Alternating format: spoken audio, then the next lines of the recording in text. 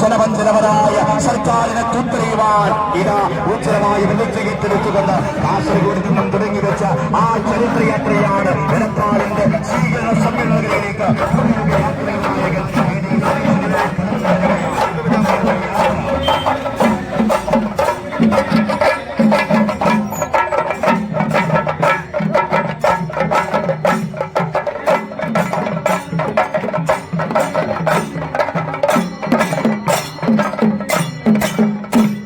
ആശയങ്ങളോടൊക്കെ കടുത്ത വിയോജിപ്പ് വച്ചു പുലർത്തുന്നവരാണ് എന്ന ഒരു പ്രതീതി അത് ശത്രുക്കളിൽ പോലും സൃഷ്ടിക്കുന്നതിൽ കേരളത്തിലെ CPM വിജയിച്ചു പോന്നിരുന്ന ഒരു പാർട്ടിയാണ്. എന്നാൽ കഴിഞ്ഞ 8-10 വർഷമായിട്ട് പിണറായി വിജയന്റെ സർവാധിപത്യ നേതാവ് കേരളത്തിലെ യഥാർത്ഥ ഇടതുപക്ഷം ആരാണ് എന്നുള്ളതിനെ കുറിച്ച് കേരളത്തിന് പുതിയ വ്യാഖ്യാനങ്ങളും നിർവചനങ്ങളും സമ്മാനിച്ച നിലപാടിന്റെ കരുത്തുള്ള നേതാവ് ആരുടെ മുന്നിലും മുട്ടുമടക്കാത്ത നമ്മുടെ പ്രിയങ്കരനായ നായകൻ ജേതാവ് ഈ വേദിയിലേക്ക് എത്തിച്ചേർന്നിരിക്കുകയാണ്.